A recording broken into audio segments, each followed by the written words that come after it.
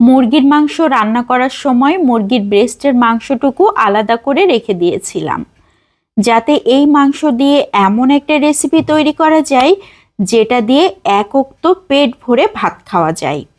অল্প একটু মাংস, তারপরেও ৩-৪ জন পেট ভরে কিন্তু ভাত খাওয়া যাবে। মাংসটুকু খুব ভালো করে কেটে ধুয়ে পরিষ্কার করে নিলাম। এখন আধা চা চামচ করে আদা পেস্ট, রসুন পেস্ট, পেঁয়াজ পেস্ট, ধনিয়ার গুঁড়া, জিরার গুঁড়া, গরম মশলার গুঁড়া দিয়ে দিয়েছি, লাল মরিচের গুঁড়া দিয়ে দিয়েছি, লবণও দিয়ে দিয়েছি 1/4 চা চামচ, হলুদ গুঁড়ো 1/4 চা চামচ। খুব ভালো করে সব কিছু মিশিয়ে নিচ্ছি মাংসের সাথে। যখন খুব ভালো করে মিশে গিয়েছে তখন এই মাংসগুলোকে একটা সাইডে রেখে দিচ্ছি।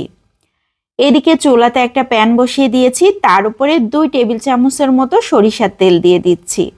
তেলটা যখন হালকা গরম হয়ে গিয়েছে তখন মাংসগুলোকে দিয়ে দিয়েছি। এখন মাংসগুলোকে উল্টে পাল্টে ভেজে নিতে হবে।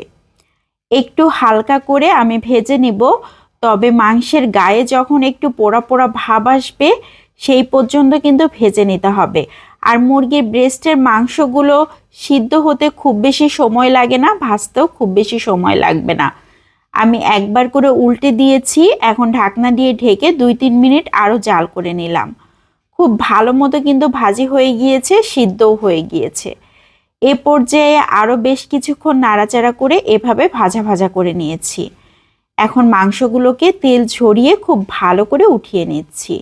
মাংসগুলো দেখেই বোঝা যাচ্ছে খুব সুন্দরভাবে ভাজি হয়ে গিয়েছে। অবশিষ্ট যে তেল রয়েছে সেই তেলে আবারও 1 টেবিল চামচের মতো সরিষার তেল দিয়ে দিয়েছি। 3 টেবিল চামচের মতো রসুন কুচি দিয়ে দিয়েছি। রসুন কুচিটা বেশ কিছুক্ষণ ধরে ভেজে নিয়েছি। যখন একটু নরম হয়ে গিয়েছে তখন দিয়ে দিচ্ছি আধা কাপের মতো পেঁয়াজ কুচি। কাঁচামরিচ কুচি দিয়ে দিয়েছি 2-3টার মতো। এখন খুব ভালো করে নেড়ে চেড়ে নিচ্ছি। এই পেঁয়াজ রসুনগুলোকে খুব ভালো করে ভেজে নিতে হবে, তবে একদম বেরেস্তার মতো করে ভাজবো না, জাস্ট একটু নরম হওয়া পর্যন্ত ভেজে নিব। এ পর্যায়ে একটা সাইডে রেখে দিয়েছি। একটা পিসনের উপরে 3টা ভাজা শুকনা মরিচ, আধা চা চামচ লবণ দিয়ে খুব ভালো করে ভেঙে নিচ্ছি। এখন দিয়ে দিচ্ছি সেই ভেজে রাখা রসুন, পেঁয়াজ, কাঁচামরিচ।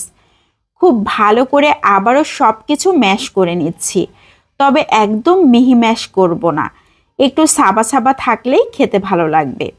এখন সেই মাংসগুলোকে দিয়ে দিচ্ছি। এখন মাংসগুলোকেও খুব ভালো করে ম্যাশ করে নিচ্ছি। মাংসগুলো একদম মিহি ম্যাশ হবে না, তবে মাংসগুলো খুব ভালো মতো ছাড়িয়ে যাবে। সব কিছু খুব ভালো মতো ম্যাশ হয়ে গিয়েছে। এখন দিয়ে দিচ্ছি ধনিয়া পাতা কুচি। এখানে কেউ চাইলে কাঁচা সরিষার তেলও ব্যবহার করতে পারেন, তবে আমি আর কাঁচা সরিষার তেল দিচ্ছি না, সব কিছুই সরিষার তেলে ভেজে নিয়েছি। এই জন্য খুব ভালো করে চটকে চটকে মাখিয়ে নিয়েছি। মাংসের ভর্তা কিন্তু একদম রেডি হয়ে গিয়েছে। এই ভর্তা শুধুমাত্র গরম ভাতে অল্প একটু নিলেই 1 প্লেট ভাত নিমিষেই শেষ হয়ে যাবে, এত বেশি মজার হয়। অসাধারণ টেস্টি একটা ভর্তা রেসিপি। মাংসের এই ভর্তাটা যারা ট্রাই করেননি তারা একবার হলেও ট্রাই করে দেখবেন। আজকের মতো বিদায় নিয়ে নিচ্ছি। আসসালামু আলাইকুম।